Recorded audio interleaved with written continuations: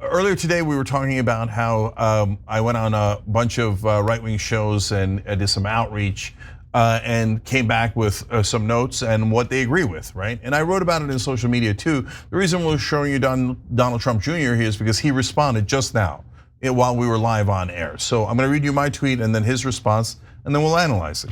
So my post on X that was from yesterday said, 2 amazing things just happened. First, I went on about a half a dozen right-wing shows, and they all agreed we should cut the Pentagon, prevent generals from working for defense contractors, and Edward Snowden should be pardoned. Second, absolutely no one on the left believes them. Okay, so that is a bit of an exaggeration. It's an X post, so it's kind of abbreviated. For example, do I believe that the right-wing hosts actually believe that and the right-wing populace actually believe that? Yeah, I believe it, and I'm sure several other people do. But the general reaction I've gotten from other left-wing hosts, influencers, etc., was, "Oh, you're crazy, it's naive, no way they're gonna do that, and no way they believe that." Okay, and maybe you will still believe that after you read Donald Trump Jr.'s responses, but it's interesting that he's on the record. So he just responded about an hour ago, "I'm all for this. So is pretty much everyone I know on the right. If the left doesn't believe me, there's probably countless tweets, interviews, and my Triggered podcast to refer to. This seems more like a universal to most Americans I've spoken to." Yes. That is the president's son and very influential, saying, yes, we would like to do the dream that left-wing populists have had for decades. Cut the Pentagon, conflict of interest rules, and then more recently, free Edward Snowden. Guys, take yes for an answer, okay? So he had one more comment. He said, only contention I know of would come from the establishment on both sides. Yep. Permanent Washington likely does not like a lot of this. Correct. But they're not in charge at the moment, right? Well, yeah. At the very moment, they kind of are, but you get the point. No, absolutely right. And that's another thing that triggered some folks on the left when I said, look, I didn't want Donald Trump to win. I fought super hard against it because he's that bull in a china shop, and I'm worried about some parts of that china shop, like our Constitution, our democracy, etc. But I am weirdly optimistic and hopeful now after the election, not because I'm happy that Trump won, but because the establishment is defeated. And the establishment is immovable, and they never would free Edward Snowden. They would never cut the Pentagon. They never do. They would never have conflict of interest rules because they think, oh my God, if we do it for the generals, maybe they're going to think about doing it for the politicians. And the politicians, oh my God, how would I feed my family if I can't make millions of dollars after I retired, being a lobbyist and a consultant and all these things? So, look, here they are. Now, this is the second time Donald Trump Jr. has responded and said yes. And when I go on the shows, guys, it's not like I'm making them agree or this is the first time they heard about it. And they're like, oh, maybe. No, as he's saying here, we've been for this. You guys weren't listening. Okay, Cenk, I have to say something. And look, no one knows for sure. No one knows for sure because no one was in any of those rooms where Trump allegedly said very naughty things. But the generals hated Trump. They always hated Trump. Trump wanted to pull out of Afghanistan. They didn't want to pull out of Afghanistan. So all of the stories quoting, military generals who had meetings with Trump, closed door meetings, and Trump allegedly said all of these naughty things.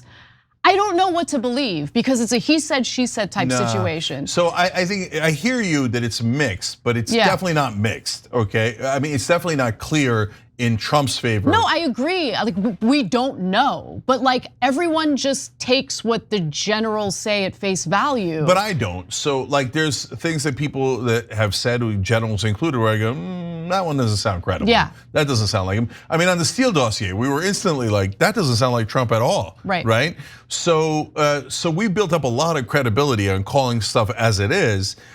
Some of the things the general said sounded very credible. Okay, now again, we could all agree, disagree. They're not anonymous anymore. They're saying it on the record, but we weren't in the room. Okay, fine.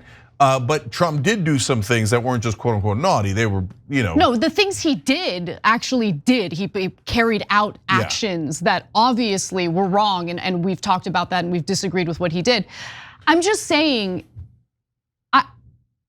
Trump has always been, I don't know about his entire life, but in terms of his role in politics, he has said and pursued certain things that the military industrial complex absolutely despises. Yeah, so that was the second part I was gonna get to. So while I think that he did do and say a bunch of those terrible things, in my opinion, but it is also true that the military industrial complex hated him, and that is a slight positive, or maybe it's a massive positive. And look, here I'll give Trump and Biden credit and discredit to Obama. Obama had the instinct that he wanted to pull out of Afghanistan. He said he wanted to pull out of Afghanistan. He got into office and the generals browbeat him. And they're like, listen here, okay, you're a young whippersnapper, you don't know anything. Us generals in the field know that permanent war will get us millions of dollars in contracts later. I mean, really important for the national security. What did the extra 18 years or so in Afghanistan get us in terms of national security? Nothing. Bupkis. What did he get those defense contractors? A lot. Like literally trillions of dollars, yes, right? Yes. And the generals sucked off of that teat. Yes, they did. As they almost all went into the military industrial complex after they retired, right? That's why Donald Trump Jr. said in the first response, we're already working on that rule about the conflict of interest. So that's terrific. So Obama got browbeat by those guys, but Trump said, no, we're pulling out of Afghanistan, did the original deal, and I gave him credit for that because we only care about policy. We don't care about drama and all that stuff. Right. And then Biden actually did pull us out of Afghanistan. That's a thing I give him credit for, as sloppy as it was, right?